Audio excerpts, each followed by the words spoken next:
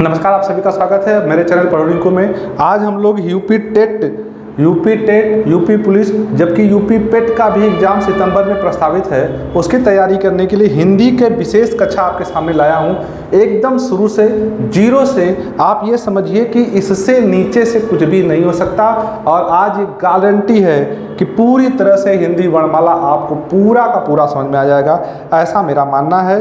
तो चलिए शुरू करते हैं। हिंदी वर्णमाला, हिंदी की जड़, हिंदी की जर्नी, जहाँ से हिंदी का आरंभ होता है, हिंदी वर्णमाला की आज शुरुआत करते हैं। तो चलिए, बहुत बहुत स्वागत है आपका। शुरू करते हैं। सबसे पहले देखिएगा, प्रश्न आता है स्वर किसे कहा जाता है। ये देखिए, मोस्ट इंपॉर्टेंट कुछ प्रश्न है जो आपके दिमाग में आएंगे कि स्वर किसे कहा जाता है।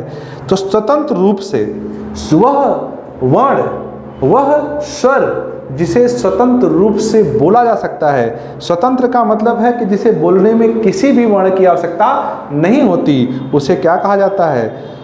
उसे स्वर कहा जाता है।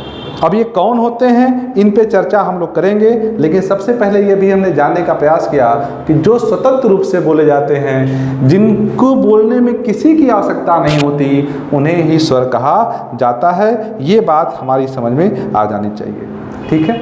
और पहले, इससे भी पहले एक चीज़ और याद कर लीजिएगा, प्रश्न पूछता है कि ध्वनि किसे कहते हैं। ये भी यहाँ लिखेगा कि ध्वनि किसे कहा जाता है। तो मुंह से निकली हुई, हमारे मुंह से निकला हुआ सार्थक ध्वनि, याद रखिएगा, कैसी ध्वनि? जो सार्थक हो उसे क्या कहते हैं? ध्वनि कहा जाता है। हमारे मुंह से निकली हुई वह ध्वनि जो कैसी हो?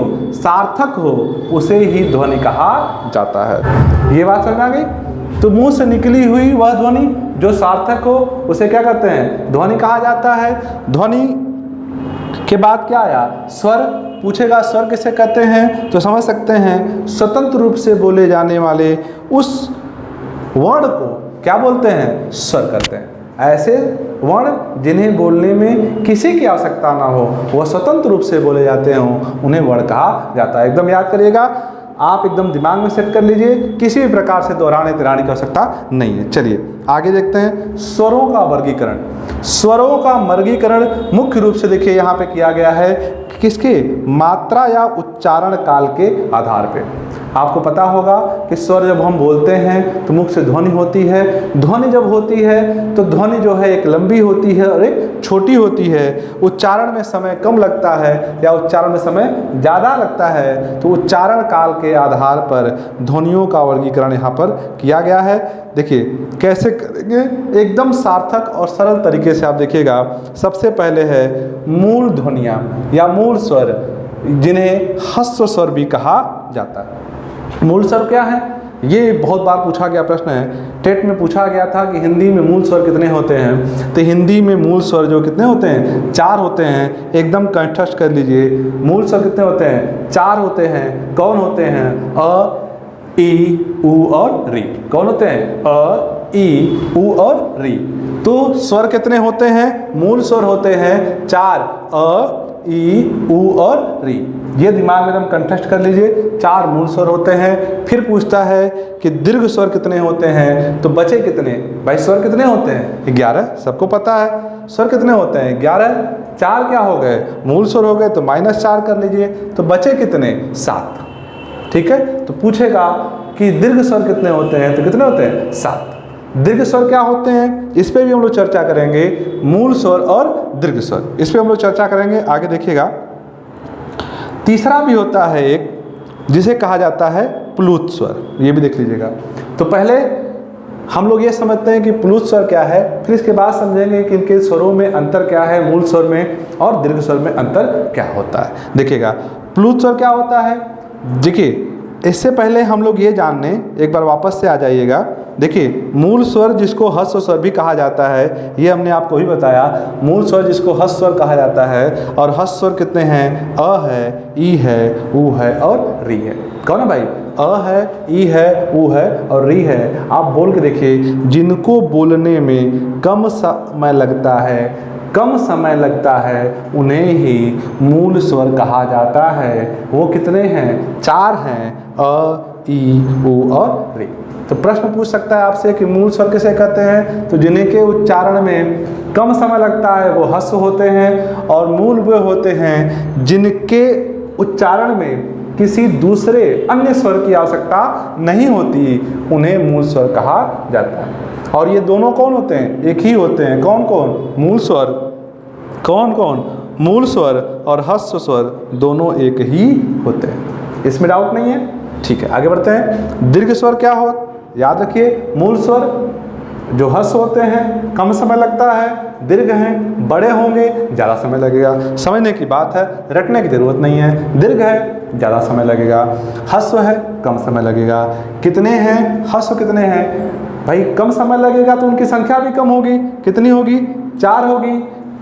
दीर्घ हैं बड़े हैं ज़्यादा समय लगता है तो संख्या भी क्या होगी, ज़्यादा होगी। कितनी होगी, 7 होगी। ठीक है, तो ह्रस्व 4, दीर्घ स्वर 7। चलिए आगे बढ़ें। प्लूत की बात करते हैं हम लोग, प्लूत की बात करते हैं।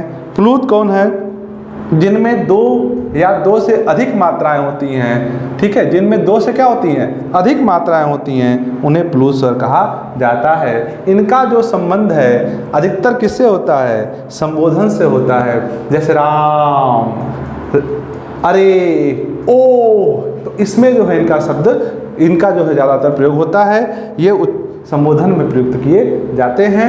ये प्लूत स्वर होते हैं जिनमें 2 या 2 से जिसमें 2 से अधिक मात्राएं जो हैं लगती हैं, उन्हें प्लूत स्वर कहा जाता है। क्लियर है आप लोग, आगे बढ़ते हैं। अगला है, पूछ रहा है प्रयत्न, उच्चारण के प्रयत्न के आधार पे। देखिए होता क्या है, इसको आप समझिएगा।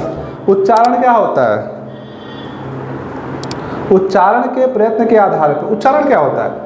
अब देखिए उच्चारण कैसे करते हैं, जब हम किसी भी स्वर को क्या करते हैं, बोलते हैं, तो वो जिह्वा से, हमारे तालू से, हमारे कंठ से, ध्वनि यंत्र से ध्वनि जो है बाहर आती है, हवा बाहर आती है, और उस आधार पर किसका, स्वर का उच्चारण होता है।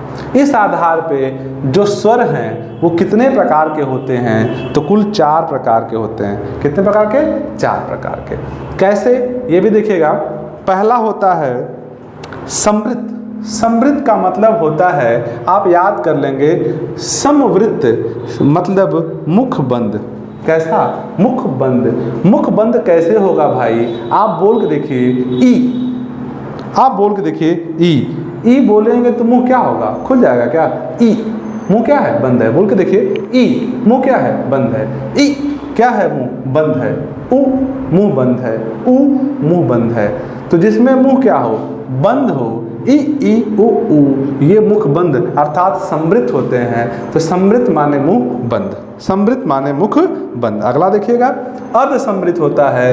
अर्ध माने आधा, समृत माने बंद अर्थात आधा मुंह बंद। ऐसे स्वर जिनके उच्चारण में मुंह क्या हो, आधा बंद हो, जैसे ऐ ओ। ऐ ओ क्या है, ऐ ओ, ऐ ओ, ऐ ओ। ठीक है, ऐ ओ, आधा मुंह क्या है, बंद है, पूरा नहीं बंद है और पूरा खुला भी नहीं है। तो ऐ ओ अर्ध समृत हो गया। उसके बाद बढ़ते हैं, अगला आता है अर्ध निवृत्त। ध्यान दीजिएगा, समृत मुंह बंद होगा, निवृत्त मुंह खुला होगा। ठीक है, तो अगला कह रहा है अर्ध निवृत्त। अर्ध माने आधा, निवृत्त माने खुला हुआ। निवृत्त माने क्या होता है, खुला हुआ। तो अर्ध निवृत्त माने क्या होता है, जिसमें मुंह आधा खुला हो। आधा खुला कौन होते हैं, अ, ए, औ और आ माने ऑफिस वाला है ये, जिससे ऑफिस का होता है, ये अंग्रेजी से हिंदी वर्णमाला में लिया गया है।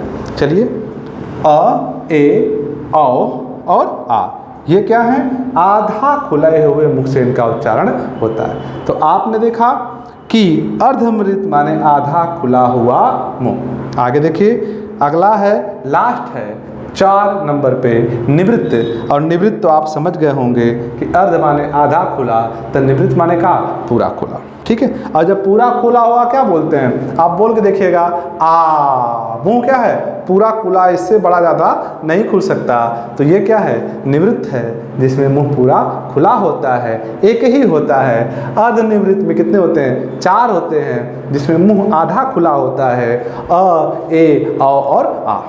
ठीक है, ये याद करना है। ठीक है, आगे बढ़ते हैं हम लोग। तो ये हो गए किसके आधार पे, उच्चारण के प्रयत्न के आधार पे स्वरों का स्थान और उनकी संख्या। चलिए आगे बढ़ते हैं। स्वरों में एक और होता है जिसे अयोगवाह कहा जाता है। आपको पता होगा स्वरों की संख्या 11 होती है, 2 क्या होते हैं अयोगवाह होते हैं। तो उच्चारण के आधार पे कुल स्वर कितने होते हैं 11 है। और प्रश्न कहीं घुमा दिया कि लिखने के आधार पे कितने होते हैं, तो कितने होते हैं 13। प्रयोग के आधार पर कितने होते हैं 13, उच्चारण के आधार पर कितने होते हैं 11। ठीक है, ये बात एकदम कंठस्थ कर लीजिएगा, ये प्रश्न कई बार पूछा जा सकता है। चलिए एक नोट कर लीजिएगा, नोट बना लीजिए आप लोग। कह रहा है कि सभी स्वर क्या होते हैं सघोष होते हैं। सघोष और घोष क्या है इसके बारे में हम लोग चर्चा करेंगे, लेकिन अभी नोट बना लीजिएगा कि सभी स्वर क्या होते हैं सघोष होते हैं। तो एक स्वरों संबंधी जो नोट्स आप लिखे होंगे, सभी स्वर क्या होते हैं सघोष होते हैं। आशा है स्वरों से संबंधित सभी प्रश्न यहाँ से आ जाएंगे। चूंकि स्वरों का सारा हमने टॉपिक यहाँ पे ले लिया है, इसमें कुछ बचा नहीं है। स्वरों में एक चीज़ बची है, इसको हम बाद में बता दिया जाएगा अगली वीडियो में, स्वरों का उच्चारण स्थान। तो वो भी बहुत सरल है। अगली वीडियो में स्वरों का उच्चारण स्थान और व्यंजन पे हम लोग चर्चा करते हैं। तब तक के लिए नमस्कार।